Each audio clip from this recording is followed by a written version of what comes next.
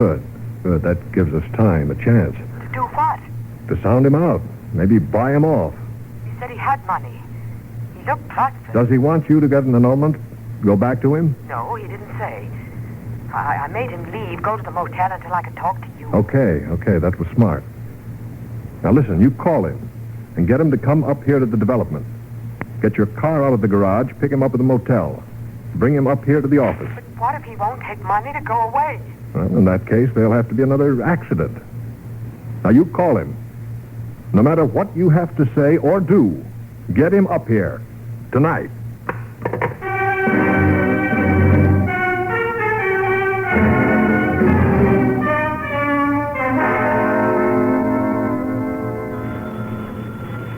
There's your call, Bart. Take it. Suppose she wants to come here. Well, let her come. Listen to what she has to say. I'll get out. Yes? Are you Mr. Lane? Yes. Who's calling? I'm the girl in the switchboard at your wife's apartment building. Oh, yes. Look, I don't know if I should be telling you this because I really shouldn't have been listening. But your wife called your husband. Her other husband, Mr. Dean, at his office. All right, miss. Why did you call me? Mrs. Dean, your wife is going to call you. Yes, I know that. But she's going to get you to go up to the new development on Sunset Heights and meet Mr. Dean. Good. But why are you calling and telling me this? Because I think if you don't take money to go away, they're going to kill you.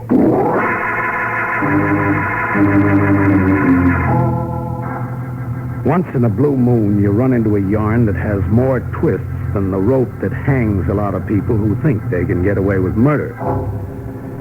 When Bart Lane told me what the switchboard operator had passed on to him, I knew it was time to call in the long arm of the law. But before I could persuade Lane... Never mind the cops. That'll be Mildred. Let me handle this my way. Not a chance, Lane. If you go with Mildred, it's an even bet somebody will be killed. Maybe. Hello? Hello, Bart. Listen, I've just talked to Malcolm at the office. What did he say? Well, naturally, it was a terrible shock. How did he take the news I'm alive? Oh, Bart, he's so kind, so understanding. What's he going to do about it? He wants to see you at his office, meet you and talk to you. I'm willing. When? I'll come for you in my car. Wait for me on the highway outside the motel. I'll be there in 10 minutes. All right, Mildred. I'll be waiting. 10 minutes. Okay, Bart. You've made your date. Now let me make mine. Who are you going to call? The homicide squad, just in case Mildred and her new hubby decide to kill you a second time.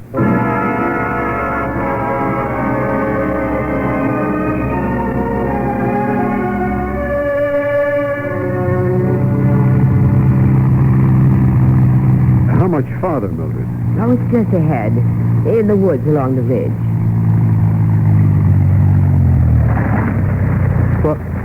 What are you stopping for? Oh, Bart, let's talk for a moment.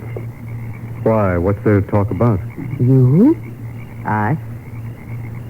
What really happened? I got lost. Died, remember? Well, I mean, did you find what you went after? You mean the gold? Yes. Did you find any? A little. Much? Enough. But what do you care? You seem to have done pretty well. Oh, not really. Malcolm isn't rich. His real estate development is speculation. But that isn't what I'm getting at.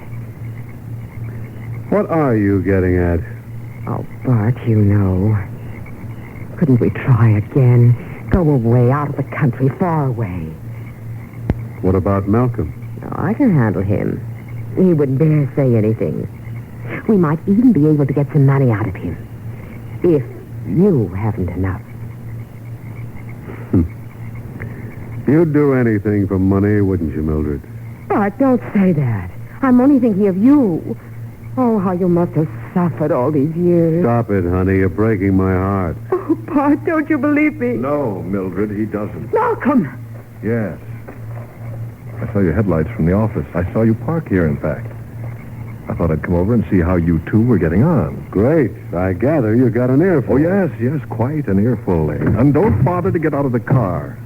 We're going on from here. Where? Well, I want to show you our new development. It's quite interesting.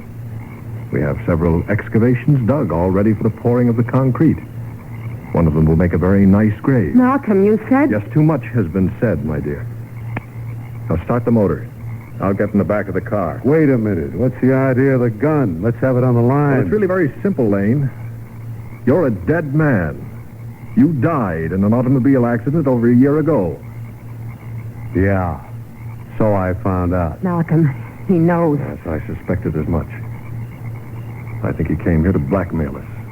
Bleed us white as the price of silence. Wrong, Dean. Dead wrong. Well, it doesn't matter.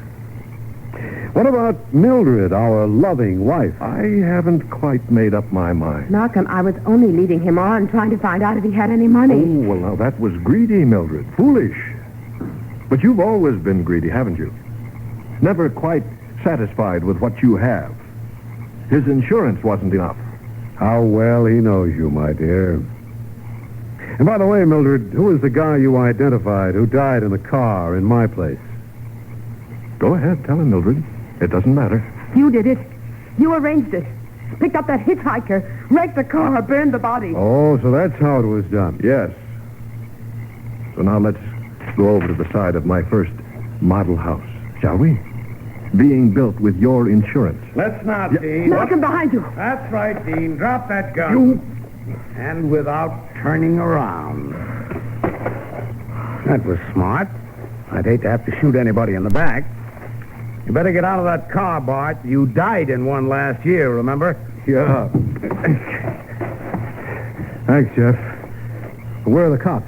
Oh, I thought they might be a little tardy, so I tagged along behind when you drove off with Mildred. They'll be here any minute now. Bart, help me.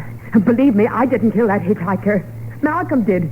He planned the whole thing from the very beginning. It was his idea. It won't do, my dear. Murder isn't like your kind of marriage. We're in this together, Mildred. Until death do us part.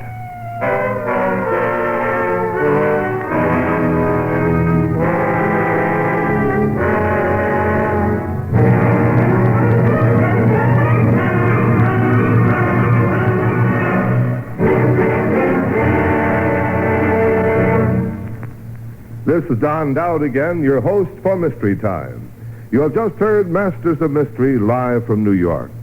Tonight's play, Murder by Proxy, was written by Jerry McGill and produced by Clark Andrews in association with Ronald Dawson and Robert Arthur. Featured in tonight's drama were Everett Sloan, George Petrie, Kathleen Cordell, and Lyle Sudrow.